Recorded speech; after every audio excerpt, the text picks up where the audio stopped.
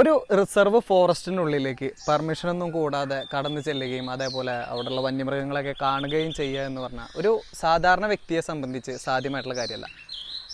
ഇത്തരത്തിലുള്ള പ്രദേശങ്ങളിലേക്ക് അതിക്രമിച്ച് കിടക്കുന്നത് ശിക്ഷാർഹമാണ്. അപ്പോൾ അങ്ങനെയൊന്നും ചെയ്യാതിരിക്കുക.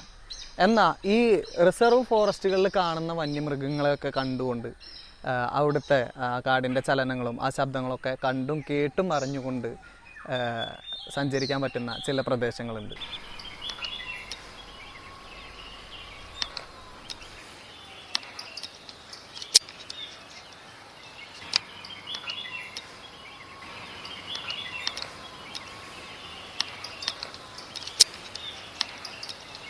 അപ്പോൾ ഇത്തവണ ഗൂഡല്ലൂരിൽ നിന്ന് മുതുമല മസിനഗുഡി വഴി ഊട്ടിയിലേക്ക് കാടിനുള്ളിലൂടെ വന്യമൃഗങ്ങളെയൊക്കെ കണ്ട് ആർക്കും പോകാൻ പറ്റുന്ന ഒരു യാത്രയെ പറ്റിയാണ് പറയാനായിട്ട് പോകുന്നത്.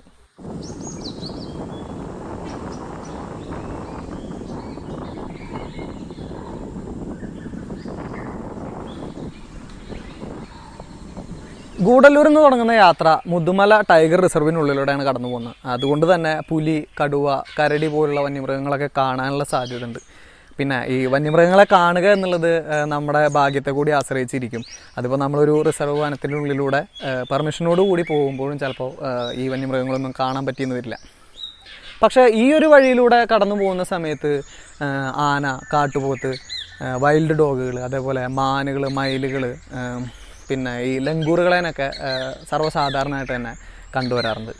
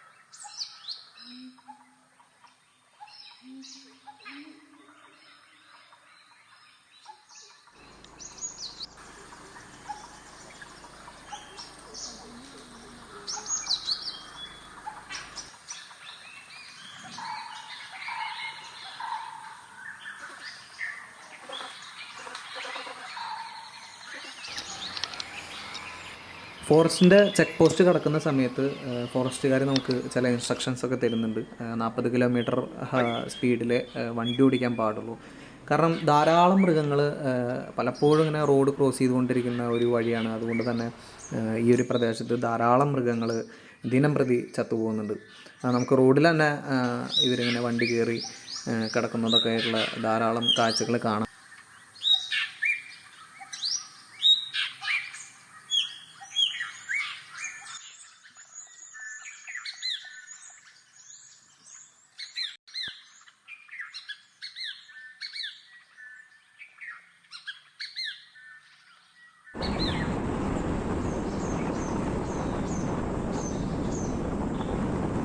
ഗൂഡല്ലൂരിൽ നിന്ന് 18 കിലോമീറ്റർ സഞ്ചരിച്ച് കഴിഞ്ഞാൽ തെപ്പക്കാട് എന്ന സ്ഥലത്തെത്തും. മുതുമല ടൈഗർ റിസർവിൻ്റെ ഉള്ളിലൂടെയുള്ള ഒരു ജംഗിൾ സഫാരി അവിടെ അവൈലബിൾ ആണ്. അവരുടെ ഓപ്പൺ ആയിട്ടുള്ള ജീപ്പ് അല്ലെങ്കിൽ ബസ്സിൽ നമുക്ക് കാടിൻ്റെ ഉള്ളിലൂടെ സഞ്ചരിക്കാൻ പറ്റും. അവർ നമ്മളെ കാടിൻ്റെ ഉള്ളിലേക്ക് കൊണ്ടുപോകും. അപ്പോൾ ഈ ഒരു ജംഗിൾ സഫാരി എടുത്തു കഴിഞ്ഞാൽ നമുക്ക് ധാരാളം മൃഗങ്ങളെ കാണാനായിട്ട് സാധിക്കും. ടൈഗർ റിസർവ് കൂടി ആയതുകൊണ്ട് കടുവ, പുലി, കരിമ്പുലിയൊക്കെ കാണാനുള്ള സാധ്യത കൂടുതലാണ്. ജംഗിൾ സഫാരിക്ക് ഒരു നിശ്ചിത പേയ്മെൻറ്റ് ഈടാക്കുന്നുണ്ട്. ഏതാണ്ട് 1.5 മണിക്കൂറോളം നമ്മളെ കാടിൻ്റെ ഉള്ളിലൂടെ അവർ കൊണ്ടുപോകും. അപ്പോൾ ഈ ജംഗിൾ സഫാരി എടുക്കുന്ന സമയത്ത് പരമാവധി നമ്മൾ രാവിലെ 6 മണിക്കൊക്കെ തുടങ്ങുന്ന സഫാരി എടുക്കാൻ ശ്രമിക്കുക. അപ്പോഴാണ് കൂടുതൽ മൃഗങ്ങളെ നമുക്ക് കാണാനായിട്ട് സാധിക്കുന്നത്. അല്ലെങ്കിൽ വൈകിട്ട് ഒരു 5 മണി നേരത്തൊക്കെയുള്ള സഫാരി എടുത്താലും മൃഗങ്ങളെ ധാരാളം നമുക്ക് കാണാൻ പറ്റും.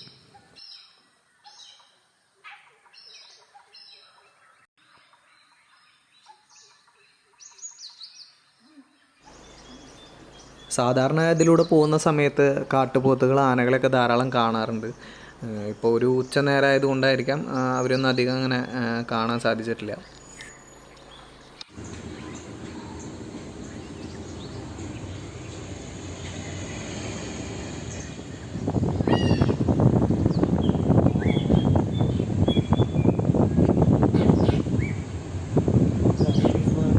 ഈ ഒരു വനമേഖലയിലൂടെയുള്ള യാത്രയിൽ നമുക്ക് ഏറ്റവും കൂടുതൽ കാണാൻ സാധിക്കുക നമ്മൾ ചെതൽ, പുള്ളിമാൻ എന്നൊക്കെ വിളിക്കുന്ന സ്പോട്ടഡ് ഡിയറുകളുടെ കൂട്ടത്തെയാണ്.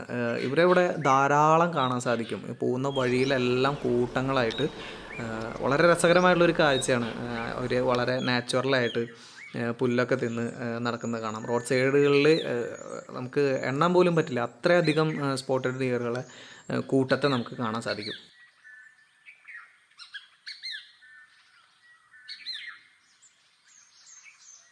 തെപ്പേക്കാട് നിന്ന് ഊട്ടി റോഡിലേക്ക് ഡൈവേർട്ട് ചെയ്യാതെ 13 കിലോമീറ്റർ നേരെ പോവുകയാണെങ്കിൽ കർണാടകയിലുള്ള ബന്ദിപ്പൂരിലെത്തും. ബന്ദിപ്പൂർ ടൈഗർ റിസർവിൽ അവിടെയും മുതുമലയിൽ ഉള്ളതുപോലെയുള്ള ജംഗിൾ സഫാരി അവൈലബിൾ ആണ്. ബന്ദിപ്പൂരിലെ ജംഗിൾ സഫാരി വളരെ ഫേമസ് ആണ്. കടുവകളൊക്കെ ധാരാളം സ്പോട്ട് ചെയ്യാറുണ്ട്. അല്ലാതെ തെപ്പേക്കാട്ടിൽ നിന്ന് മസിനോടി വഴി 36 കിലോമീറ്റർ പോവുകയാണെങ്കിൽ നമുക്ക് ഊട്ടിയിലെത്താൻ പറ്റും. അതും ഈ പറഞ്ഞതുപോലെയുള്ള കാടിനുള്ളിലൂടെ വന്യജീവികളൊക്കെ കണ്ടുള്ള നല്ല രസകരമായിട്ടുള്ള ഒരു വഴി തന്നെയാണ്.